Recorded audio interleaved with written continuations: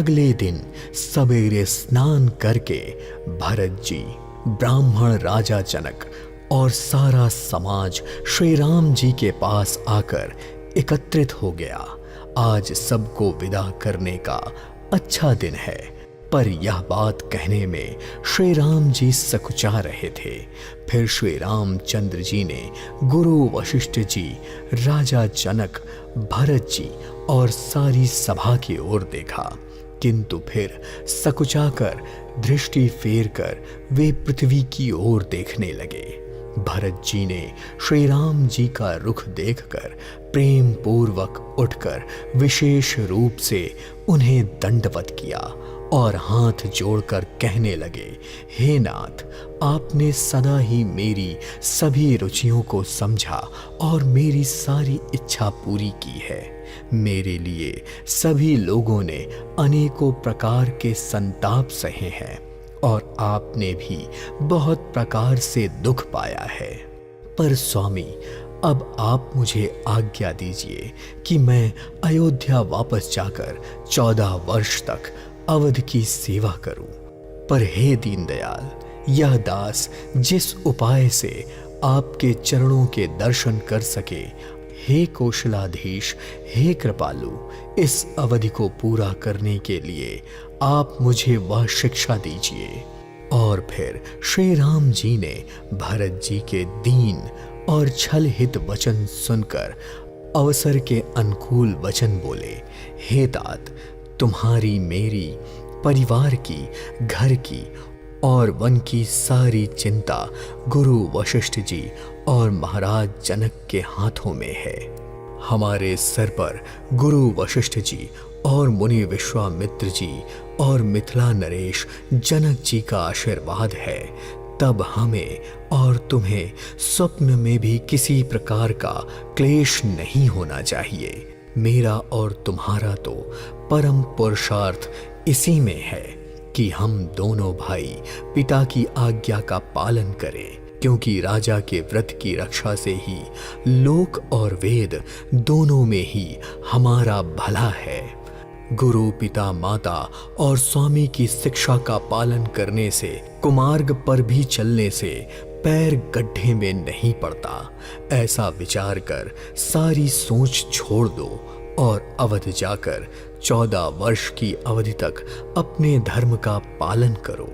तुम तो बस मुनि वशिष्ठ जी, माताओं और मंत्रियों की शिक्षा मानकर उसी के अनुसार पृथ्वी, प्रजा और राजधानी की रक्षा भर करते रहना।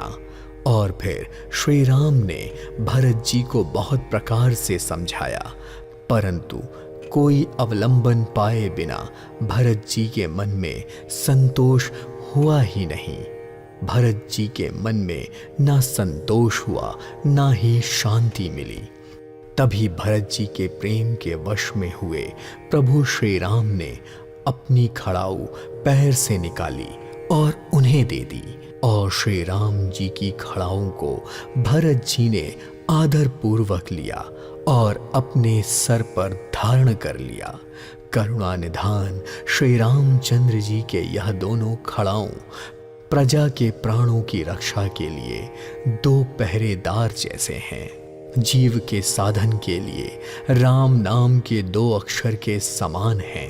यह खड़ाऊ रघुकुल की रक्षा के लिए 2 किवाड़ है। कुशल मार्ग के कारण के लिए, कुशल कर्म करने के लिए 2 हाथ की तरह सहायक हैं, और सेवा रूपी श्रेष्ठ धर्म को सुझाने के लिए 2 निर्मल नेत्र हैं। इस अवलंब के मिल जाने से भरत जी परम आनंदित हुए। उन्हें ऐसा सुख हुआ जैसे सीताराम जी के साथ रहने से होता है। और फिर भरत जी ने प्रणाम करके विदा मांगी तो श्री रामचंद्र जी ने उन्हें हृदय से लगा लिया। इधर कुटिल इंद्र ने मौका पाकर लोगों के मन पर फिर उच्चाटन कर दिया, पर उसकी यह कुचाल भी सबके जीवन के लिए संजीवनी ही सिद्ध हुई।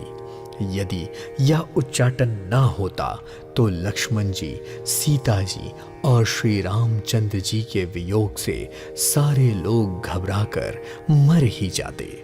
पर श्री राम जी की कृपा ने सारी उलझन सुधार दी। देवताओं की सेना जो लूटने आई थी वही हितकारी और रक्षक बन गई। श्री राम जी अपनी भुजाओं में भरकर भाई भरत से मिल रहे थे। श्री राम जी के प्रेम का वह रस कहते नहीं बनता। तन मन और वचन तीनों में प्रेम उमड़ रहा था। धीरज की धूरी को धारण करने वाले श्री रघुनाथ जी ने भी ऐसी घड़ी में धीरज त्याग दिया और वे अपने कमल नयनों में प्रेम अश्रुओं की धारा बहाने लगे। उनकी यह दशा देखकर देवताओं के साथ साथ सारा समाज भी दुखी हो गया। भरत जी से भेंट करने के बाद श्री रघुनाथ जी ने उनको समझाया, फिर हर्षित होकर शत्रुघ्न जी को हृदय से लगा लिया। सेवक और मंत्री भरत जी का रुख पाकर अपने अपने काम में लग गए।